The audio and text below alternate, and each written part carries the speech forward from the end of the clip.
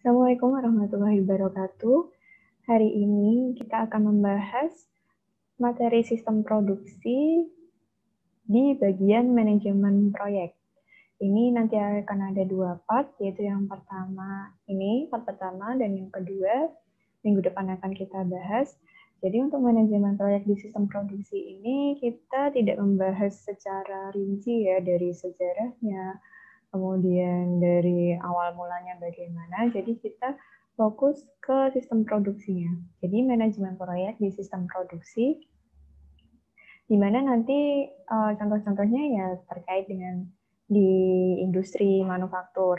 Jadi bukan manajemen proyek secara umum. Jadi bukan manajemen proyek di infrastruktur, tapi kita lebih ke bagian sistem produksinya. Baik, kita mulai saja. Yang pertama kita masih membahas mengenai project. Sebenarnya proyek itu apa sih? Di sini ada beberapa definisi dari proyek. A temporary endeavor undertaken to create unique product, service, or result. Jadi di sini adalah usaha atau upaya sementara yang dilakukan untuk membuat suatu produk, service, pelayanan, atau hasil yang unik. Jadi project di sini sifatnya unik. Di sini ada definisi lain dari Gray and Larson tahun 2007. Proyek adalah usaha yang kompleks, tidak rutin, dibatasi oleh waktu, anggaran, sumber daya, dan spesifikasi kinerja yang dirancang untuk memenuhi kebutuhan pelanggan. Jadi ya sama ya sebenarnya. Jadi di sini yang intinya adalah di sini temporary atau tidak rutin. Jadi project itu tidak rutin, jadi tidak dilakukan setiap waktu. Kalau misalnya kita mengarah ke infrastruktur itu kan misal kita membangun gedung. Nah, itu yang namanya proyek. Jadi setelah gedung itu selesai, ya sudah selesai berarti proyeknya. Jadi tidak dilakukan rutin bangunan terus-menerus seperti itu. Nah, kemudian di sini ada project versus operation. Jadi proyek dibandingkan sama operasi. Nah, operasi ini adalah yang dilakukan setiap waktu ya. Nah, ini perbedaannya. Jadi di sini project tadi temporary, jadi sementara, kemudian unik sifatnya, jadi produknya, service atau hasilnya itu unik. Kemudian berakhir ketika tujuannya terpenuhi. Nah, kemudian untuk yang operasi ongoing, jadi tetap dilakukan, repetitif dan diulang-ulang, doesn't end when objective are met. Jadi tujuannya itu ketika sudah terpenuhi ya tetap dilakukan. Jadi misal kalau di perusahaan kita memproduksi suatu barang gitu, tujuannya itu kan profit ya.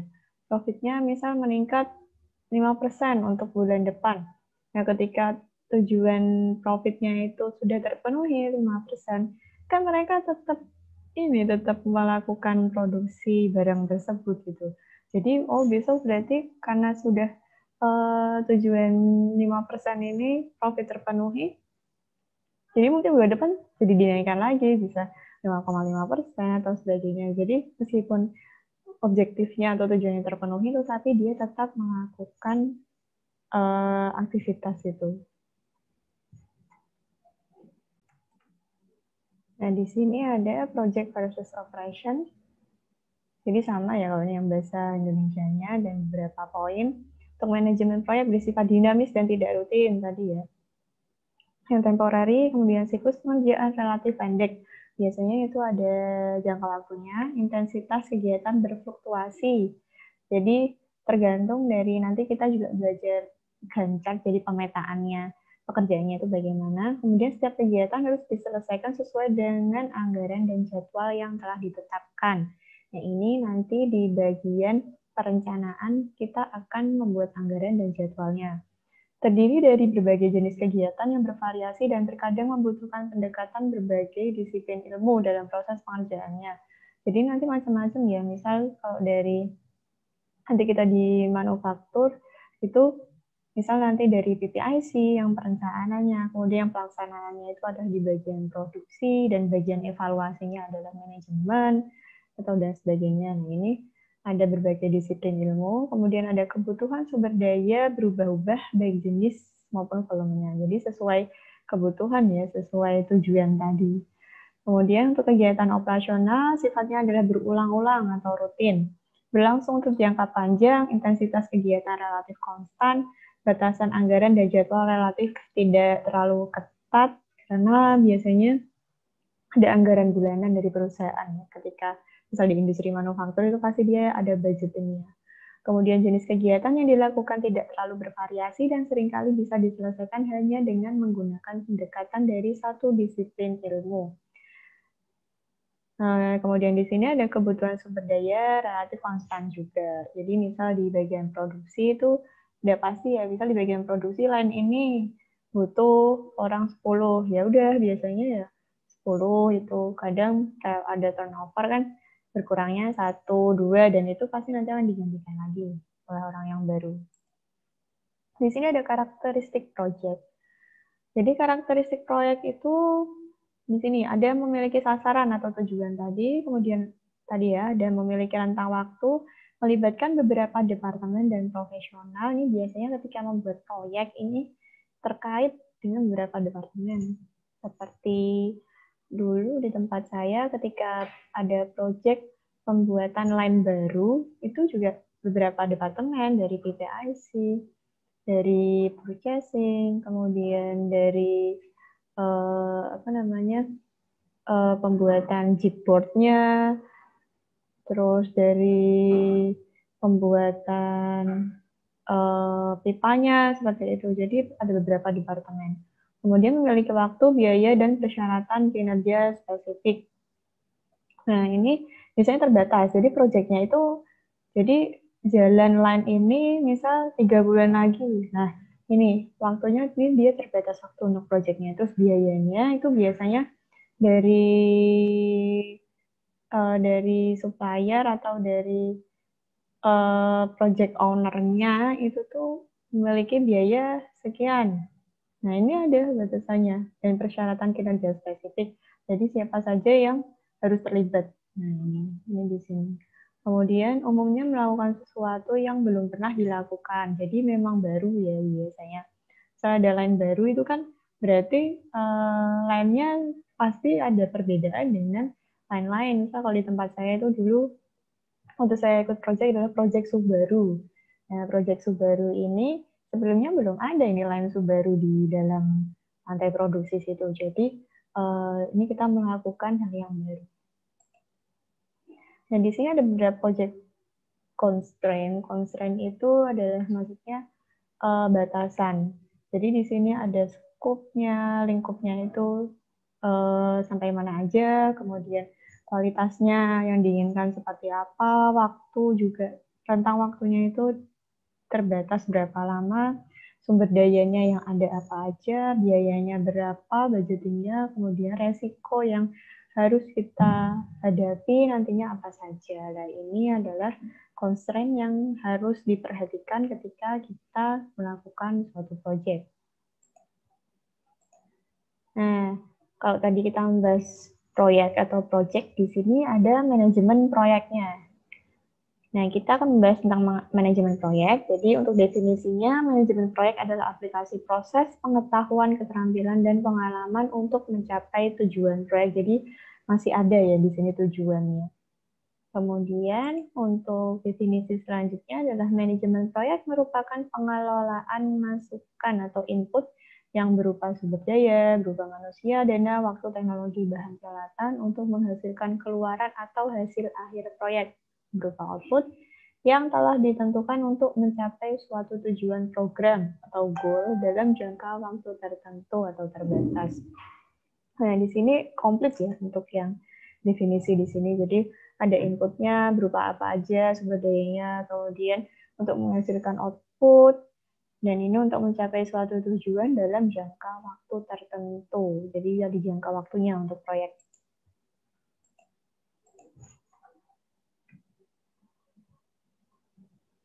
Di sini ada definisi lagi dari Dimyati dan Nurjaman tahun 2014. Manajemen proyek merupakan sekelompok alat, proses, dan sumber daya manusia yang berkompeten untuk mengerjakan aktivitas-aktivitas yang berkaitan dan berusaha untuk menggunakan sumber daya secara efektif untuk menyelesaikan proyek secara efisien dan tepat waktu. Nah, di sini sebenarnya hampir sama, mirip-mirip, ada resource atau sumber dayanya. Kemudian ada aktivitas yang dilakukan untuk menyelesaikan proyek. Jadi ini tujuannya adalah menyelesaikan proyek dan bisa dikerjakan secara efisien serta tepat waktu. Di sini ada proyek dalam teknik industri itu sebenarnya seperti apa sih?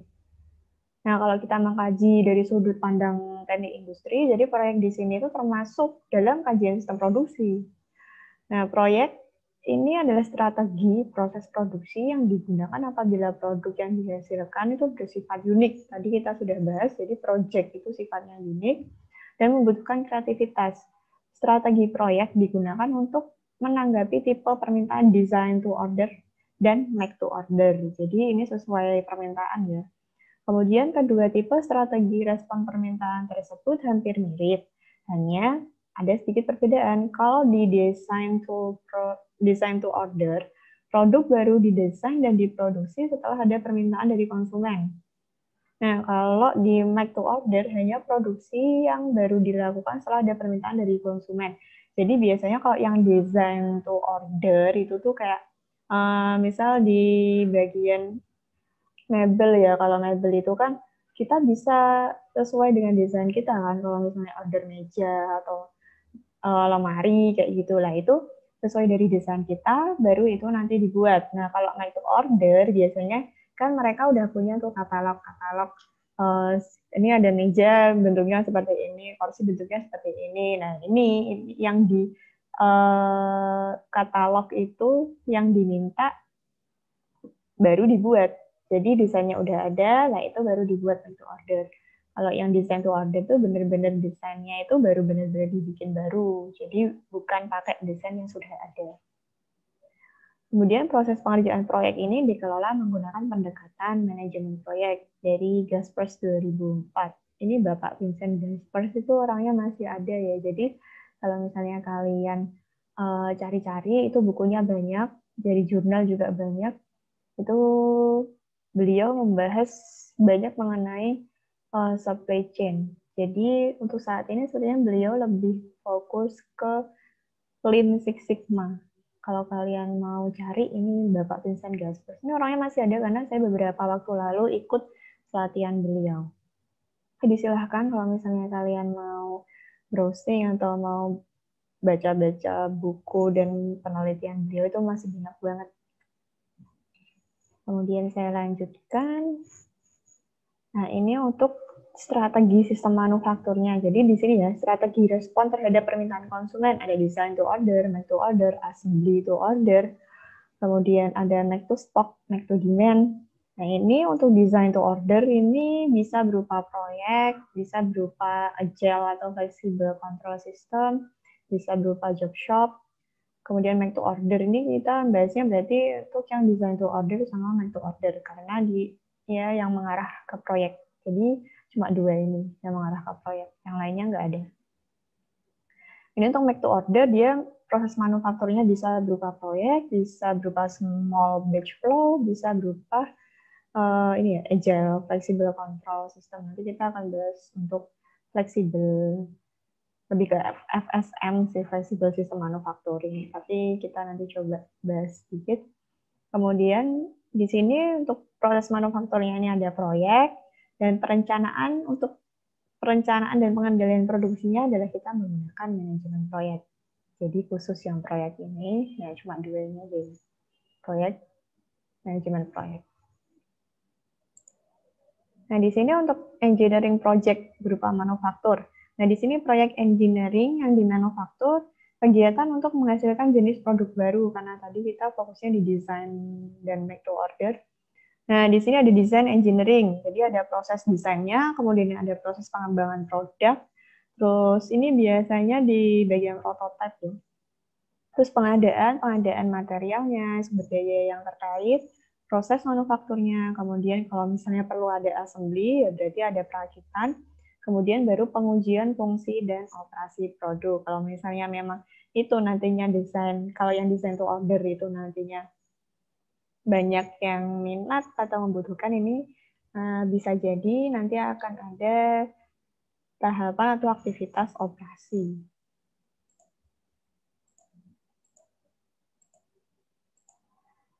Di sini ada proyek industri manufaktur. Untuk kegiatan utamanya ada desain engineering, pengembangan produk, pengadaan manufaktur, perakitan, uji coba tadi ya.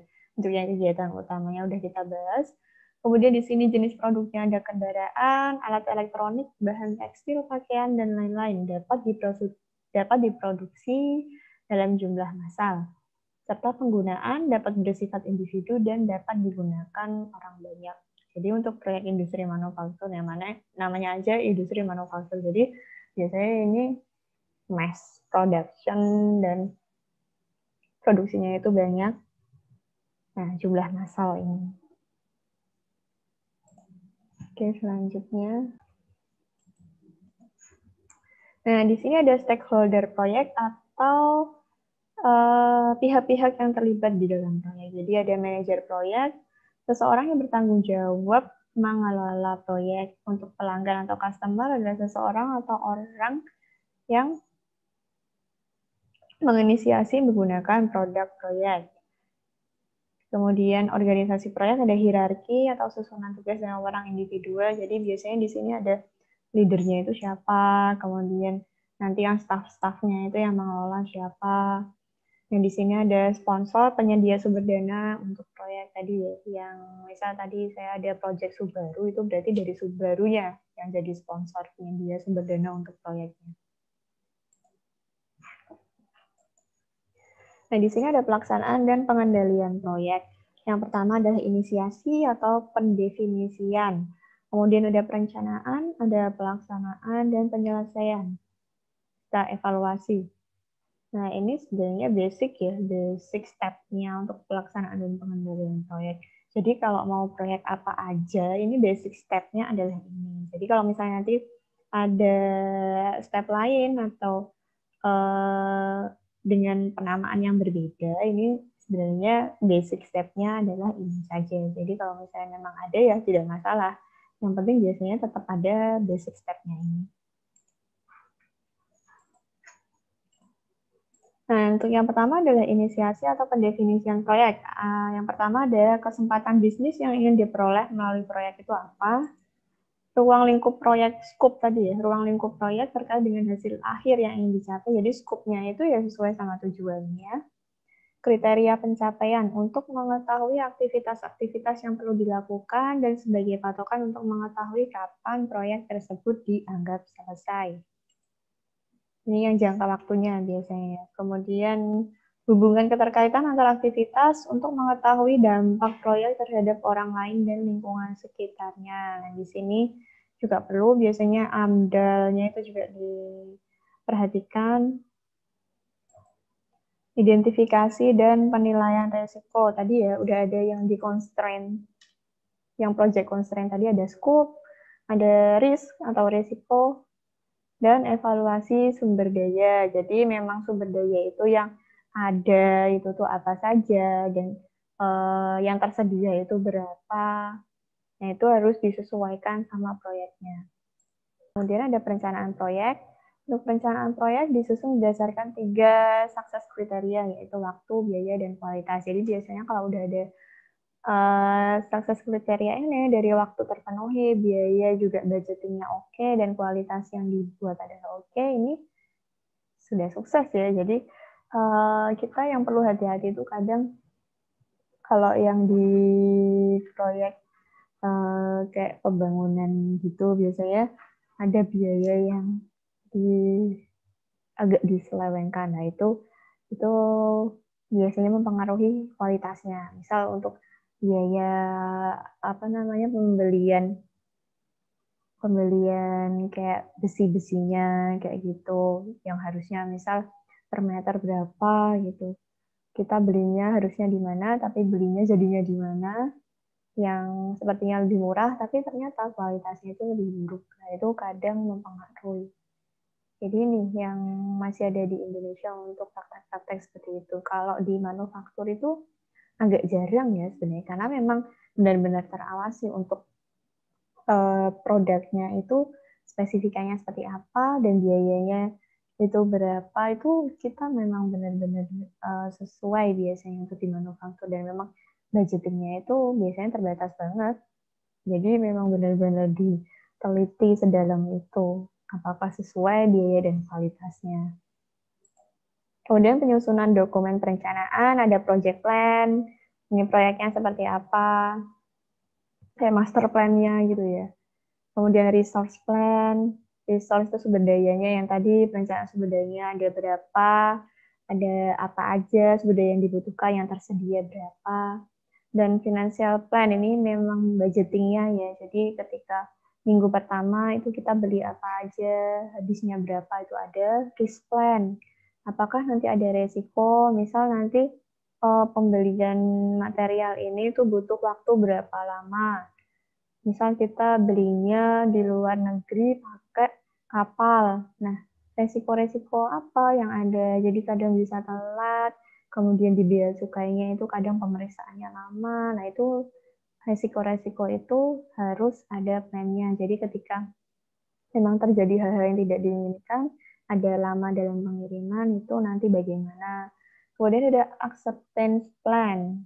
Jadi rencana untuk penerimaannya. Jadi untuk acceptance-nya atau penerimaannya itu nanti di dalam penerimaan barangnya atau kualitasnya itu tuh seperti apa? Apakah kualitas dengan misal untuk kualitas tipe ini ketika ada yang dikirim itu ada sedikit cacat, apakah tetap diterima atau bagaimana? Terus dari 5 yang diterima ada 1 yang cacat, itu bagaimana? Indonesia ada acceptance plan, kemudian ada communication plan. Jadi ini nanti komunikasi yang terlibat itu dengan pihak siapa saja, mau seperti apa komunikasinya, apalagi kalau di masa pandemi seperti ini ya akan jarang untuk bertemu langsung, itu nanti gimana plan communication-nya. Kemudian ada procurement plan, perencanaan pengadaan barang. Jadi materialnya ini mau yang diadain apa aja yang dibutuhkan. Terus berapa lama datangnya dan lain sebagainya. Nanti ini biasanya berkaitan sama risk plan-nya. Terus ada kontrak supplier-nya. Nah, nanti kontraknya atau MOU-nya itu nanti seperti apa. Jika telat bagaimana, kalau ada catat sekian-sekian bagaimana, seperti itu. Ini yang di bagian perencanaan. Jadi ketika planning itu memang luar biasa effortnya. Di sini ada perencanaan proyek. Jadi ini untuk gambarannya aja ya. Jadi bisa aja berbeda-beda untuk proyek satu dan yang lainnya, tergantung dari proyeknya, tergantung dari kebutuhannya. Nah, ini yang pertama adalah scope planning. Jadi merencanakan ruang lingkupnya. Ada scope definition, mendefinisikan ruang lingkupnya, kemudian ada activity definition, aktivitasnya itu apa aja yang diperlukan. Ada resource planning, jadi merencanakan sumber daya, tadi sudah dijelaskan. Ada duration estimating, jadi durasinya itu diestimasi berapa lama. Tiap misal mengolah resource-nya atau merencanakan resource-nya. Nah, ini durasinya berapa lama, terus ada biaya juga, estimasi biayanya itu berapa yang diperlukan di tiap-tiap material, pokoknya di semua sumber daya itu berapa untuk cost estimasinya. Kemudian di sini activity definition, ada activity sequencing, jadi urutan activity, jadi jangan sampai terbalik-balik. Terus ini ya tadi ya, duration estimating itu dari activity sama resource. Kemudian di sini ada schedule development, jadi setelah kita mengidentifikasi aktivitasnya apa aja, nih nanti kita bisa bikin schedule-nya itu bagaimana. Jadi dari durasi ini juga kita bisa bikin schedule aktivitasnya apa, durasinya berapa, dan nanti bisa dischedulekan. Kapan week pertama ini mau bikin apa aja, terus week kedua itu nanti akan kita aktivitasnya apa aja, terus sampai bikin apa. Kemudian di sini ada cost budgeting dari schedule dan cost estimasi biayanya. Biasanya kalau cost estimasi itu masih kayak per ininya ya, per apa sih kayak materialnya itu misal per pieces berapa yang dibutuhkan. Ini kan dari sini ya. Terus kalau yang cost budgeting itu benar-benar udah melibatkan dari schedule ini. Misal di week pertama itu kita harus mengeluarkan budget berapa, di week kedua itu kita harus berapa, terus sampai week ketiga itu harus berapa. Ada cost budgetingnya dan inilah plan development atau perencanaan proyeknya ini mau bagaimana ini keseluruhannya. Master plan tadi. Nah, ini ke tahap pelaksanaan proyek. Jadi fokus utama langkah ini adalah pengendalian terhadap proses pengerjaan proyek. Pelaksanaan proyek perlu dikendalikan agar hasil akhir yang diperoleh sesuai tujuan yang diinginkan dengan menggunakan sumber daya secukupnya. Ini yang efektif dan efisien tadi. Tujuan proyek secara fisik akan dibangun. Eksekusi seluruh aktivitas dalam project plan. Selama kegiatan berlangsung dilakukan pemantauan atau pengontrolan. Nah, ini di sini biasanya untuk pemantauan atau pengontrolan ini adalah berdasarkan dari plan-nya tadi. Apakah sesuai sama plan-nya? Misal week pertama itu harusnya ini nih udah order untuk jikut kalau di tempat saya. Jadi papan untuk membuat wiring harnessnya itu harus udah order itu. Nah, ini dipantau gimana untuk minggu pertama harusnya udah order ini loh. Ternyata belum loh. Padahal ini kita pakai kapal nih ngirimnya, itu kan lama. Nah, ini perlu dipantau biar sesuai schedule dan tidak meleset dari plan-nya. Nah, di sini di tahap penyelesaian dan evaluasi. Di sini ada standarisasi sistem pengumpulan data untuk keperluan evaluasi. Jadi kemarin data-data yang sudah dimiliki, terus kayak misal beli material ini itu jadinya berapa jumlahnya, kemudian jadinya berapa harganya, terus akhirnya nanti yang terlibat itu orang-orangnya itu ada berapa.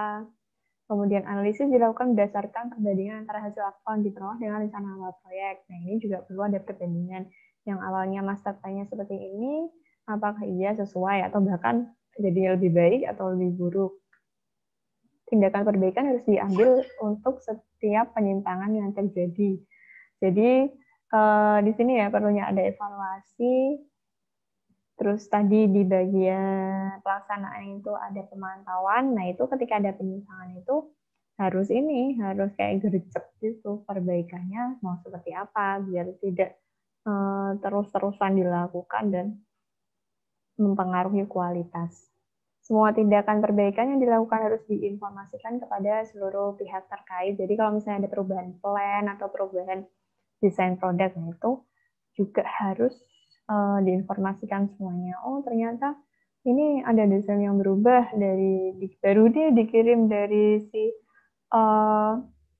sponsor gitu baru kemarin ternyata ada desain yang diubah. Nah, ini harus diinformasikan semua karena itu nanti akan mempengaruhi misal di bagian procurement dia harus mengadakan part ini tapi ternyata itu nggak jadi dipakai. Nah, itu kan daripada udah terlanjur dipesan gitu karena dia nggak tahu terus jadi pemborosan kan dan ternyata itu nggak ada yang pakai di semua line itu ngapain.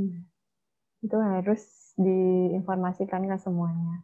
Estimasi waktu penyelesaian proyek merupakan parameter yang berguna dalam proses pengambilan kebijakan terkait proyek. Nah, ini benar banget karena ketika misal kita untuk range waktunya itu pengerjaan proyeknya hanya 3 bulan. Nah, itu ketika ini 3 bulan itu waktu yang cepat ya untuk proyek tuh. Ketika 3 bulan itu kita udah ngeplan untuk bulan pertama atau week pertama harusnya itu udah begini, tapi ternyata itu meleset. Nah, itu harus ada pengambilan kebijakan untuk pengambilan keputusan yang cepat. Jadi, gimana ini biar kita tetap sesuai sama tentang waktu kita gitu. Kan itu kita kaitannya sama sponsor kan. Ya, jadi misal ketika proyeknya itu harusnya 3 bulan, harus sudah selesai, dan ternyata dan bisa setelah 3 bulan itu udah harus mass production. Nah, tapi ternyata 3 bulan itu meleset. Nah, dia kan juga rugi. Orang dia udah ngeplan, oh setelah project itu harus mass production sekian. Nah, itu sponsor akan rugi. Jadi ketika ini ada estimasi waktu penyelesaian proyek ini jadi parameter karena untuk menentukan nanti pengambilan keputusan atau pengambilan kebijakan yang tepat dan cepat itu seperti apa. Dan ini juga kita bisa menggambarkan perbandingan antara performansi aktual dengan rencana secara visual, sehingga lebih mudah dipahami jika hal ini diwujudkan, tindakan korektif yang tepat dapat dilakukan lebih cepat. Ini untuk evaluasi itu baiknya ini ya dilakukan per step ya. Misal kalau kita itu untuk plan-nya itu per bulan gitu. Ya udah berarti untuk pencapaian tiap bulannya kita harus bandingkan antara performansi aktual sama visual. Kalau misal kita untuk plan-nya itu adalah targetnya per week atau per minggu, ya berarti setiap minggu harus ada rencana visualnya. Agar kita tuh nggak meleset sesuai dengan timeline. Kalau lebih cepat lebih bagus ya malahan. Jadi kita kayak ya kita in hari, maksudnya kita memang cepat-cepat, tapi kita kayak misal ada nanti hal-hal yang tidak diinginkan itu ada spare waktunya gitu. Nah, ini yang pentingnya untuk menggunakan perbandingan performansi. Jadi kita bisa kontrol untuk kecepatan kerja kita.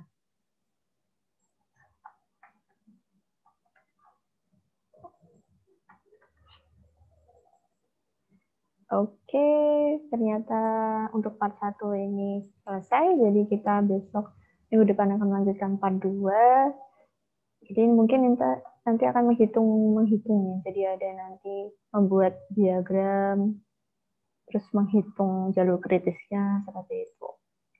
Nah, ini untuk part 1 kita masih teori.